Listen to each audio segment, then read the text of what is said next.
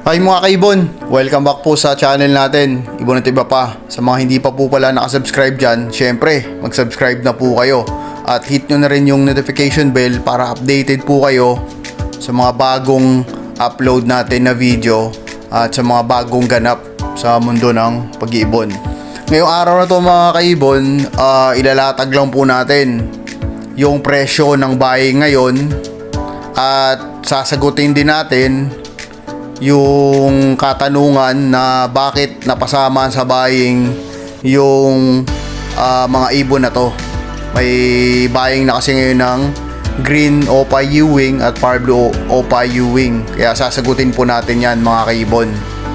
At gaya ng sinasabi ko parati mga kaibon, nilalatag lang po natin yung presyo ng buying para updated po kayo kung magkano ang kuha nila.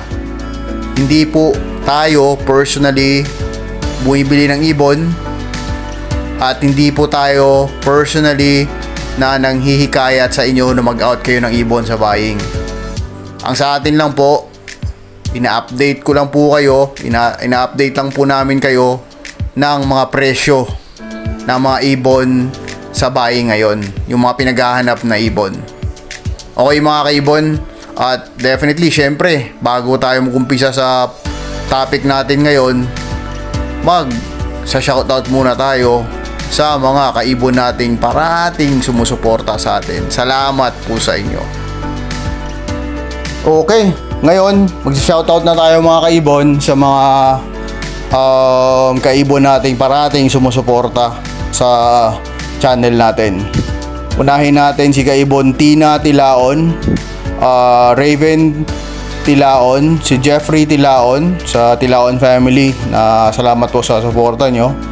Carmelito Vescara Jr., kay Mau Avery ng Bacolod, Barangay Granada. Uy, kamusta da?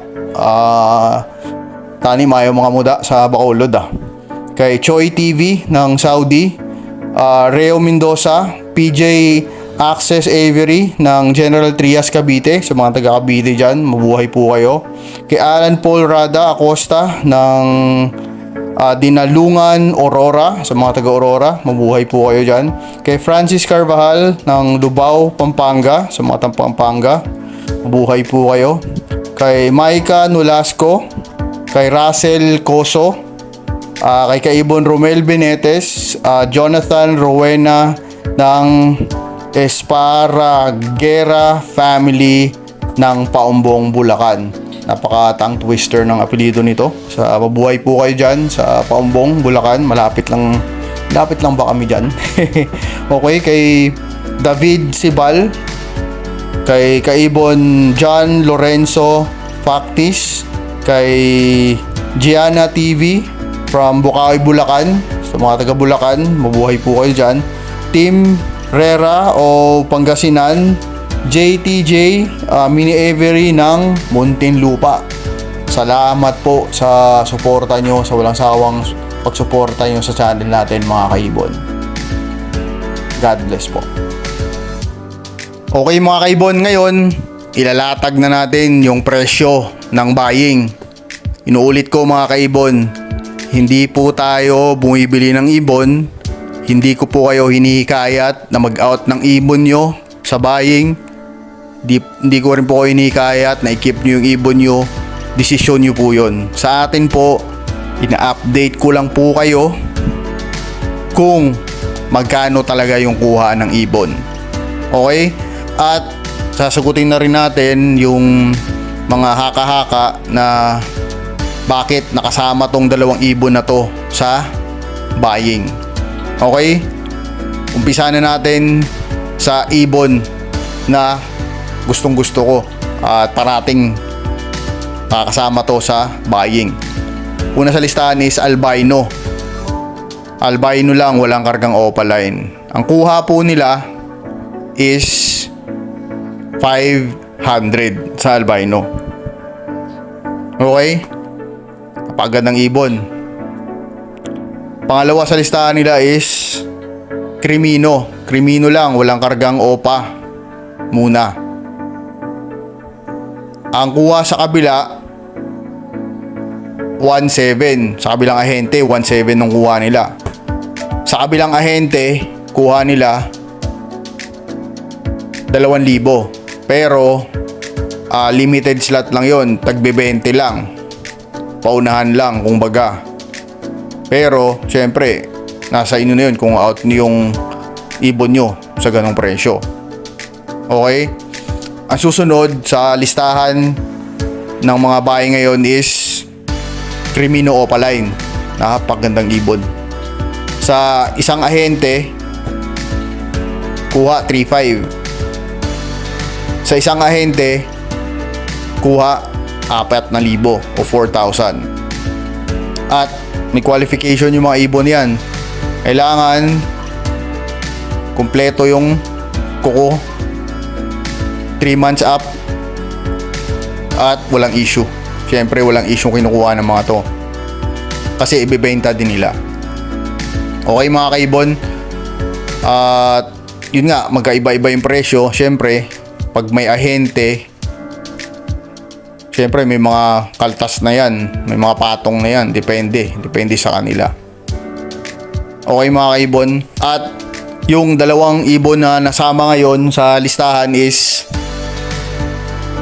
Green Opa Ewing. Ungendered naman, kahit hen o kak ang ibenta mo sa kanila. Kuha nila is 350 yung isa. Alam ko mga kaibon, mababa, pero nasa sa inyo na po yun. Kung i-out nyo yung ibon nyo, i-keep nyo yung ibon nyo. Nasa sa inyo na po yun. Pangalawa is yung Power Blue Opa Ewing. Ang kuha nila 400 mga kaibon. Mababa din. Pero sabi ko nga, nasa inyo na yun kung i-keep nyo yung ibon nyo o i-out nyo. Kasi ungendered naman ang hinahanap nila. At yun yung nilalatag din ng presyo. Nasa inyo na po yun kung siyempre bibitawan nyo yung ibon nyo at kung hindi. Okay mga kaibon, ngayon yung tanong, bakit kaya napasama tong dalawang ibon na to, yung Green Opa Ewing at Power Blue Opa Ewing sa buying? Kasi kung mapapansin nyo, wala to sa buying parati. Hindi to napapasama yung dalawang to mga kaibon. Ang listahan parati niyan, Albino, Crimino Opaline, Lutino Opa, Dilute, ganun yung mga listahan parati niyan ng buying. Pero ngayon magugulat po kayo, bakit kaya napasama to ang dalawang ibon na to? At bakit Ewing? Di ba kung tataka kayo mga kaibon? Ngayon, sasagutin natin. Ito based sa experience lang natin mga kaibon. Okay? Kung naalala nyo, di ba last week kumuha tayo ng ibon. Anong ibon kinuha natin? Aqua. Di ba kumuha tayong aqua? Bago pa kami kumuha ng aqua ng mga tropa mga kaibon, may isang tropa rin, katropa rin natin, kumuha rin ng aqua doon sa big time breeder. 3 piraso din ang ginuha. At kung isusuma total mo, ilang aqua ang nakuha namin mga kaibon? 6 na aqua yun. Halo yun mga kaibon. Aqua, opa, tsaka aqua lang na fisher. Okay? May hen, may cock doon. May split opa doon, may possible split opa doon, may normal lang doon. Pero ang pinaka common sa 6 na yun mga kaibon is, hulaan nyo kung ano. Ewing po silang lahat. Lahat po na kinuha nating aqua mga kaibon, Ewing po. Magugulat kayo, bakit kaya Ewing? Okay. Ngayon dito na papasok yung sagot natin na may posibilidad po talaga na yung mga kinukuha nila ngayon na mga Ewing, ibinabangga din nila sa aqua. Kasi baka napansin nila na maganda yung kinalalabasan mga kaibon. Malinis, mas dumidiin ng kulay.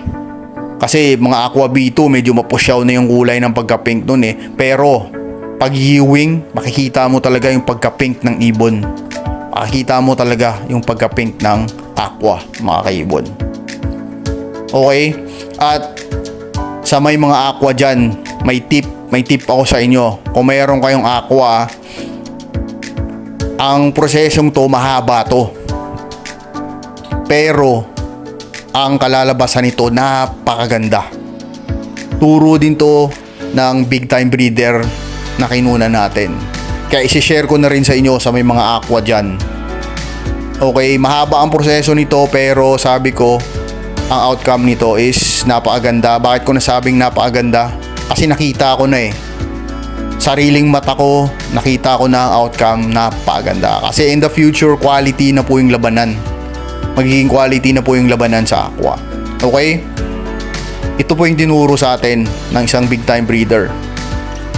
May aqua ka na opaline na cock.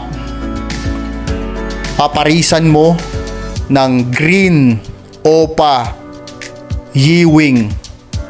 Wag na nating kargahan ng mga pale, ino o dan. Wag na muna nating kargahan para hindi magulo. Green opa Ewing split par blue na hen. Yung sure split par blue na hen lang para may dugong blue. Yung green opa Ewing nyo na hen. Ibanggaan nyo yun sa aqua na opaline nyo. Ang kalalabasan nun, maglalabas nun ng aqua B1 o aqua B2. Tapos maglalabas din nun ng normal. Pero once na nakapagpalabas kayo ng kahit ano dyan, aqua B1 o aqua B2 man na Ewing na hen, ito Ewing na hen na opa, ibalik nyo sa tatay. Once na binalik nyo yun sa tatay, grabe, napakaganda. Ako na nagsasabi sa inyo mga kaibon, napakaganda ng kalalabasan ng ibon nyo pag yung tatay at ang anak nagbuga. Grabe, sobrang ganda. As in, sobrang ganda. Kasi nakita ko na po mga kaibon ang kulay ng ulo, napakadin. Yung orange na orange pero may halong pink. Grabe, napakaganda. Yun po yung kalalabasan ng project na yun mga kaibon. Mahaba siyang proseso pero worth it naman. Worth talaga yung paghihintay. Napakaganda talaga ng outcome na yun mga kaibon. Kaya kung ako sa inyo mga kaibon, kung kaya din naman, why not try tayo mag-invest sa aqua kung gusto nyo. Pero kung hindi kaya, wag nating pilitin. Pero kung gusto nyo lang mag-try ng aqua na mutation, napakaganda ng aqua. Ako na nagsasabi sa inyo mga kaibon. At yan yung ibon in the future na dami ring maghahanap mga kaibon. Kaya gaya nga ng sinabi ko sa inyo mga kaibon last time, pag pumantay na yung presyo natin sa Indonesia, mga taga-Pakistan dito nakukuha sa atin ng aqua. Okay, pero ngayon hindi kasi natin mapantayan pa yung presyo ng Indonesia kasi mababa pa sa nila. Medyo mataas pa yung presyo natin. Pero once na pumantay na yan, may laban na po tayo mga kaibon. Okay mga kaibon, sana nagustuhan nyo yung tip natin tungkol sa aqua at bakit nasama tong dalawang bagong ibon na to. At sana nagustuhan nyo na nilalatag lang natin yung presyo. Hindi tayo bias mga kaibon. Kung anong presyo yun lang. Wala tayong pinapanigan dito mga kaibon. Okay? At sa mga hindi pa pala nakasubscribe dyan, syempre subscribe na po kayo kasi sabi ko nga marami po tayong matutunan dito sa channel na to.